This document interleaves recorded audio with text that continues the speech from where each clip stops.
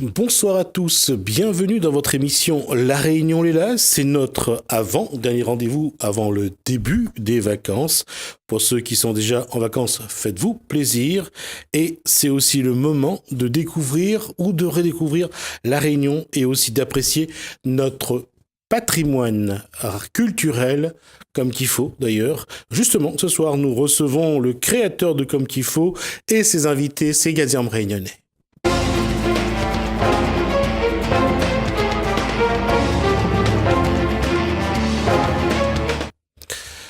Il s'appelle Zakaria Mel. Alors, je vais dire, est-ce qu'il est président, est-ce qu'il est patron? Bonsoir, Zakaria Mel. Bonsoir, Jismi Ramoudou. Alors, Comme qu'il faut, c'est d'abord? Alors, content déjà d'être parmi vous aujourd'hui.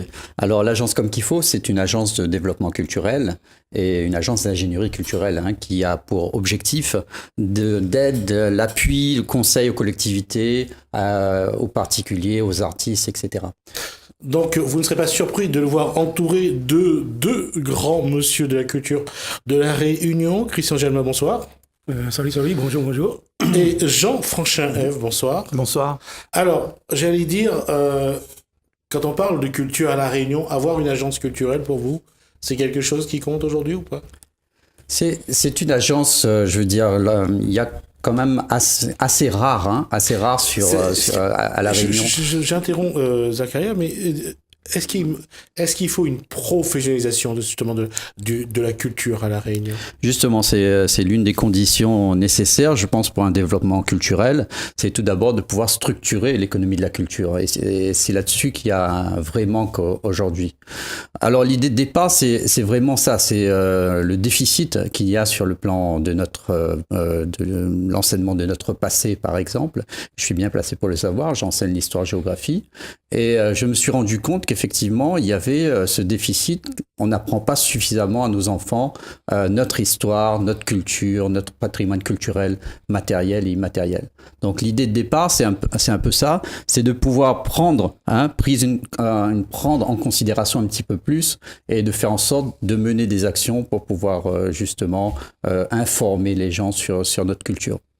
Christian et pour Jean Franchin, c'est aussi un regret que à l'école on nous ait pas inculqué l'histoire, mais l'histoire de la Réunion, peut-être de 1163 à aujourd'hui, de dire un petit peu comment ça s'est passé, qui ont été les gouverneurs, comment s'est construit de manière institutionnelle la Réunion. Justement, dans l'agence Comme qu'il faut va faire un théâtre. Un théâtre, ça va appeler Comme qu'il est. Et ce théâtre-là, justement, il est basé sur la transmission d'une histoire non coloniale de l'île. Parce que ce qu'on parle là, l'histoire écrite, elle est plutôt coloniale et politique. Ce sont les hommes politiques qui vont faire l'histoire. Alors que là, dans ce théâtre Comme qu'il est, nous, on va proposer justement donner la transmission à d'autres personnes, l'histoire que n'est pas officielle. Donc il existe une histoire avant l'arrivée des Français. Il existera une histoire après l'arrivée des Français. Et dans mon concept, moi, je ne suis pas historien. Mais c'est mon vécu même qui est dans cette histoire. Et cette histoire-là, elle est méconnue, elle n'est pas enseignée. Mais elle est plutôt orale. Zakaria dit qu'il faut que l'argent il arrive dans la culture. Mais il y a aussi l'oralité.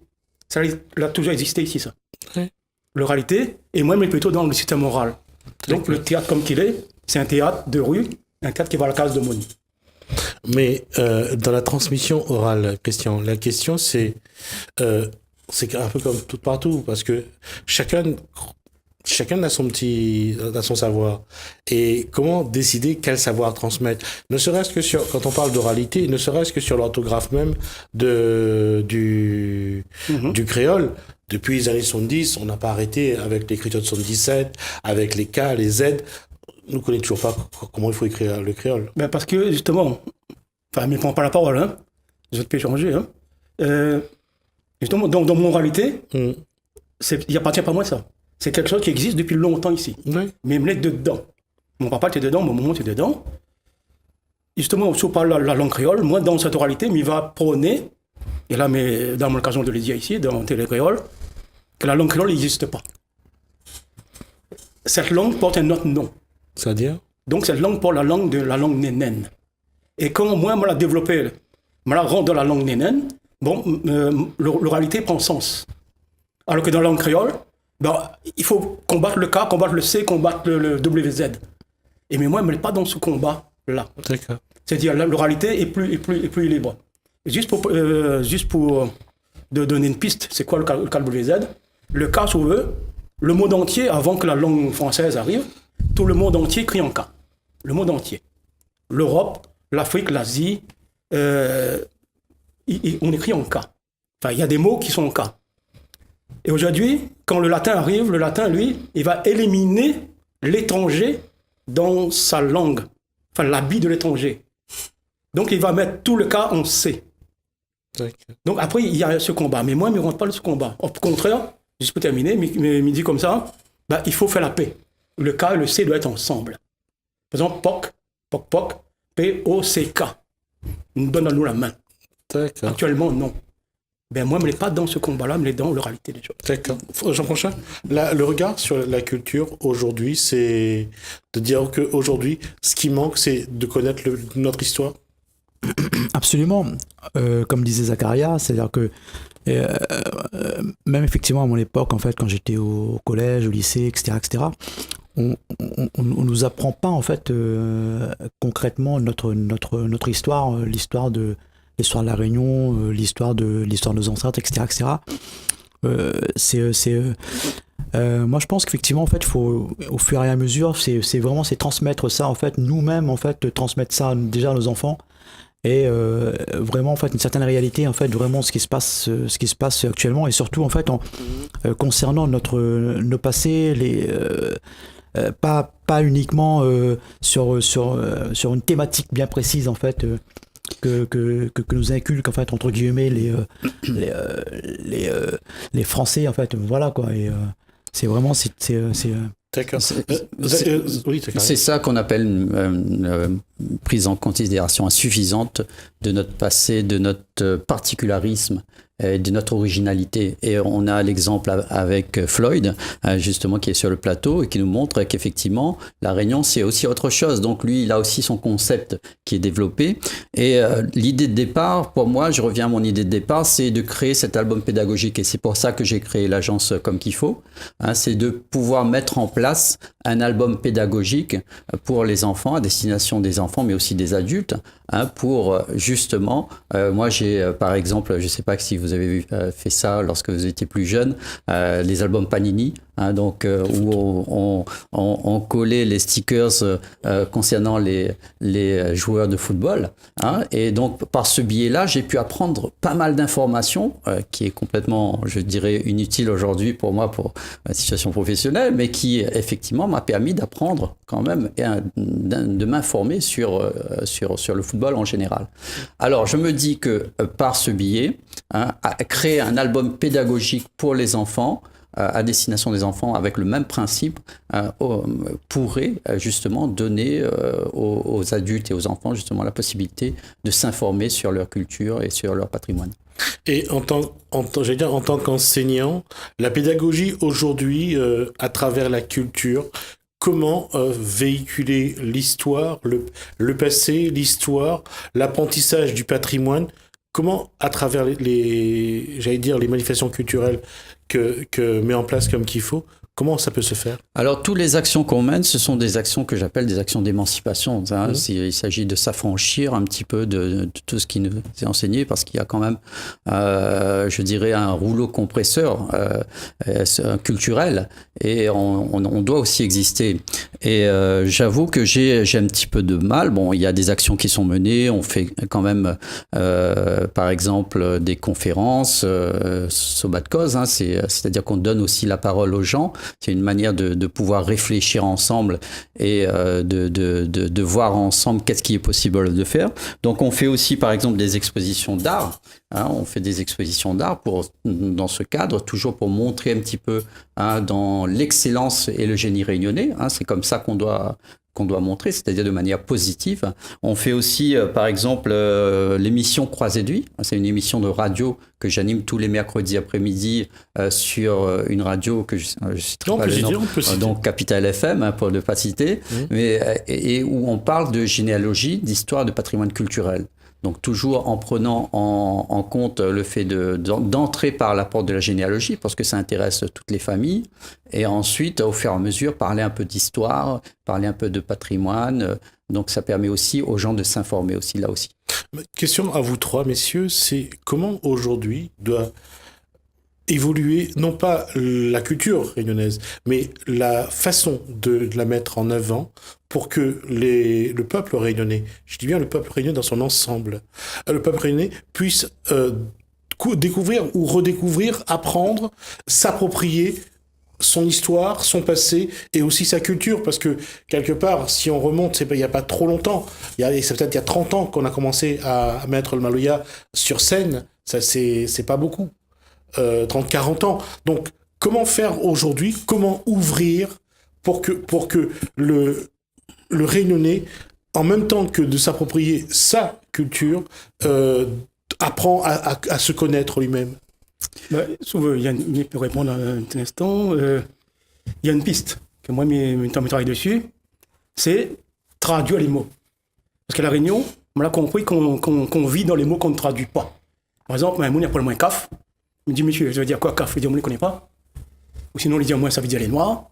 Pour moi, il me dit, et puis, on a compris qu'on vit dans les mots qu'on ne traduit pas. Donc, il faut traduire les mots. Et en traduisant les mots, on va découvrir que ça nous possède. Parce qu'on a bon péronné, les autres croient qu'ils sont les pauvres.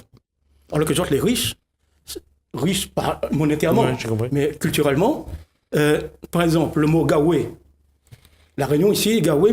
On va juste rappeler que Gawé, c'est dans la chanson de Bastère, c'est Thierry Goris qui chante Gawé, ouais. Et ça veut dire Gawé, actuellement, depuis X temps, ça veut dire une putain, ou un salaud.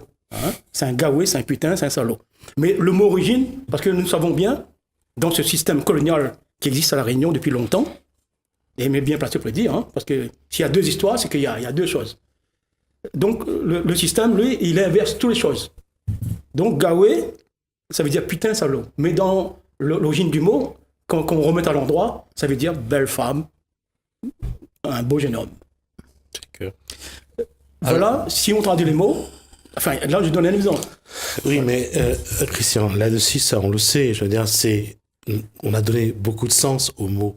On les a galvaudés, on a changé, on les a amplifiés. Mais ça, ou déformé, mais ça fait partie de l'oralité aussi. Les gens donnent le sens, changent le sens des mots ou modifient, parce qu'il y a un moment, il y a un contexte aussi. Bon, si on veut, allons plus clairement, allons faire une école. Et moi, mon idée, c'est faire une école bientôt. Une école marronne s'il faut, mais peut-être sur la loi, je ne connais pas. Peut-être la loi, la loi, et non, la loi, c'est la loi. En fait, moi, mon idée, c'est faire une école. De la transmission. Mais sauf, c'est un peu compliqué. Pas compliqué du tout, mais les choses simples sont compliquées. Donc, ça, nous connaît bien. On a fait très simple, mais en même temps compliqué. C'est faire une école. Mais une école de l'oralité. L'oralité. Que dans cette école, il n'y aura pas de diplôme, pas de faute d'orthographe et pas d'idiot. Donc, pour apprendre à dire The Boc, Tapoc. Oui, comme il veut. Voilà. Après, il faut sortir aussi, je dirais, que de la caricature du folklore. Et à chaque fois, on se heurte justement à pouvoir convaincre, et on a du mal justement à convaincre notamment les collectivités ou les acteurs du monde culturel, parce qu'il y a en fait 3 problèmes. Le premier problème, c'est qu'il y a une confusion entre animation et développement culturel. Donc là, effectivement, les mairies se lancent dans beaucoup d'animation. Je ne dis pas qu'il ne faut pas d'animation. Il faut de l'animation dans les quartiers parce que les enfants ont besoin. C'est une demande de la population des quartiers de pouvoir faire de l'animation. Il y a à faire de l'animation. Mais il y a aussi à faire du développement, c'est-à-dire sur du long terme, et faire en sorte que justement les gens puissent avoir quand même quelques bases, un soubassement, un socle. Et on a eu après la départementalisation plusieurs phases, une phase assimilationniste où effectivement on cherchait véritablement à faire de l'individu un français. Et ensuite, il y a eu cette phase de l'approche communautaire. Donc l'approche communautaire, c'est encore aujourd'hui de fête. Tout le monde fait sa petite fête concernant le Nouvel An tamoul ou bien le village de Eid ou toutes sortes de fêtes liées c'est bien à la d'ancrer communauté. aussi l'identité, Zacharia, non?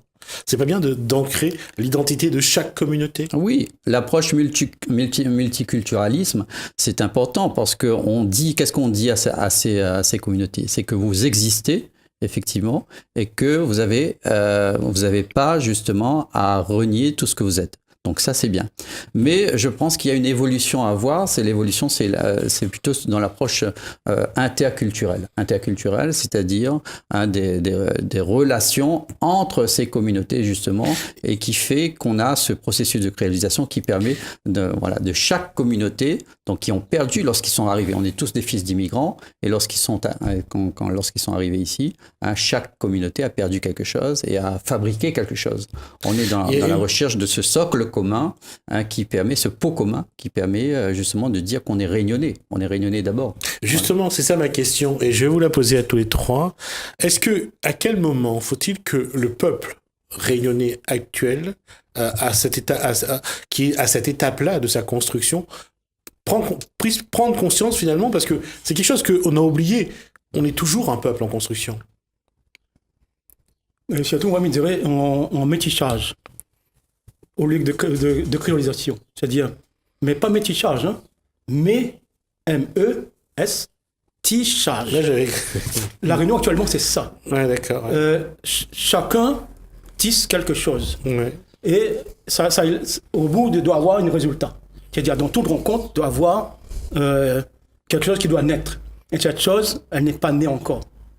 Et c'est ça, il doit être le socle. Mais c'est l'astuce qu'il faut que nous toutes, le peuple parle, toutes les communautés, construisent quelque chose. Mais pas dans le sens de la créolisation, mais dans le sens métissage. D'accord. Où est là, mais il est là, où est là, nous est là. Alors, justement, je pose la question à Jean Franchin. Comment faire en sorte pour qu'il y ait ce maillage dans le métissage, finalement? Comment faire en sorte qu'on construit ensemble? Ça, c'est effectivement, quelque part, c'est de ramener effectivement notre pierre à l'édifice. C'est-à-dire que c'est vrai qu'il y a énormément en fait d'associations culturelles en fait qui œuvrent effectivement pour connaître au fur et à mesure notre culture, le passé, le patrimoine, etc., etc. Mais c'est vrai qu'en fait c'est trouver en fait ce moyen en fait de tisser en fait effectivement ce lien très fort qu'on a tous quelque part et de ramener effectivement c'est difficile parce que c'est vrai que voilà, certaines associations en fait veulent créer en fait leur propre je dirais en fait leur propre vision sur l'histoire, etc., mais essayer de vraiment de convaincre en fait, essayer vraiment de trouver en fait le mot juste pour pouvoir en fait vraiment œuvrer à avoir en fait je dirais en fait presque qu'une seule parole, en fait, une seule oralité, quoi. Mais nous rebondissons là-dessus, c'est-à-dire, par exemple, dans l'école, nous avons l'école de Duy. Dans la cour, il y a 500 marmailles. Quand ils sortent là, le soir, le marmaille, il cause son créole, l'autre, il cause son chinois, l'autre, il cause son malbar, l'autre, il cause... il me dit malbar, excusez-moi, tamoul, tout ça. Enfin, chacun cause... Alors que dans l'école, normalement, il doit causer un peu maoré avec vous. Il doit avoir des mots maoré. Il doit avoir des mots hindous, des mots chinois, des mots... Comme ils sortent là, il me dit, un craqué, allons pas que le débris dans le cosmo maloya, dans la chose, même pas que c'est une chose, mais que c'est une chose avec moi-même, tu vois, mais les charger de quelque chose. Actuellement, non. Les enfants restent dans leur position. Non, ils n'échangent pas. Le métissage n'est pas encore prêt encore. Mais il est là. Mais le produit n'est pas là. Justement, la question revient à Zacharia Mal. Comment, à travers ce que fait comme qu'il faut, les actions culturelles que met en place l'agence, votre agence, comment accompagner justement ce que dit Christian Germain, faire que demain, le Réunionnais parle un peu maoré, parle un peu malgache, parle un peu hindi, ou parle un peu, je dirais, ne serait-ce qu'on comprenne le créole séchillois, parce que si on comprend le créole mauricien, quand il parle pas trop vite, le créole séchillois, c'est moins évident, par exemple. Alors la culture, c'est pas uniquement l'apanage de l'agence Comme qu'il faut. Je dirais que effectivement la politique culturelle, on ne peut pas la porter tout seul. En tant que petite structure, on peut pas le faire. Il faut vraiment que tout le monde mette un peu du sien, notamment les collectivités qui sont en charge de la culture. Et je dirais presque tous, hein, pas uniquement la région, mais aussi les communes et aussi les communautés de communes, etc. De fassent l'effort d'asseoir leur projet politique sur une identité culturelle affirmé. Et là-dessus, je pense que c'est quand même assez frileux. Hein, ils sont quand même assez frileux, c'est-à-dire qu'on n'ose pas trop parce que l'identité, au final, c'est à double tranchant et ils ont peur peut-être politiquement que ça soit contre-productif. Mais j'aimerais revenir sur le fait que on doit quand même sortir de cette approche communautaire et affirmer un petit peu plus, lutter contre l'uniformisation et valoriser un petit peu plus la diversité culturelle. Je vais t'entendre déborder un petit peu, mais l'identité réunionnaise, elle passe par un mélange de l'ensemble, ce qui veut dire qu'on va être partagé entre l'identité de chaque communauté et une identité réunionnaise. Normalement, tout ça, c'est obligatoire. Dans toute rencontre, doit produire quelque chose. Un jour, quelqu'un m'a dit tu écris, mais ça doit produire un effet. Et cet effet-là, ça, il faut le travailler, parce que les choses ne viennent pas comme ça. Hein. D'accord. On va rester là parce que j'ai déjà dépassé le temps qui m'était imparti. On a déjà fait 20 minutes, un peu plus d'ailleurs. Merci à vous. Merci donc à Christian Gelma, merci à Jean Franchin-Ève et merci à Zachary Amal, donc créateur et directeur donc de l'agence Comme qu'il faut, une agence de manifestation culturelle ou d'action en tout cas. On aura l'occasion de vous voir en tout cas sur ce plateau-là, j'espère un peu plus souvent. Peut-être faire un rendez-vous pour qu'on puisse aborder avec vous ces sujets et je pense qu'on aura plaisir à échanger. D'autant que cette année, c'est le 355e anniversaire du peuplement de la Réunion, le 160e anniversaire de l'abolition de l'esclavage. On parle aussi du bicentenaire de Lecomte de Lille. Il y a suffisamment de choses, je crois, pour aborder. Merci à vous. Merci Jismir Amoudou. On va juste faire un clin d'œil à nos frères malgaches. Madagascar commémore depuis la semaine dernière l'anniversaire de son indépendance. C'est un clin d'œil donc à nos frères malgaches. Je vous propose d'écouter ou de réécouter la Malagasy Gospel qui était entendue dans notre île il y a quelques temps.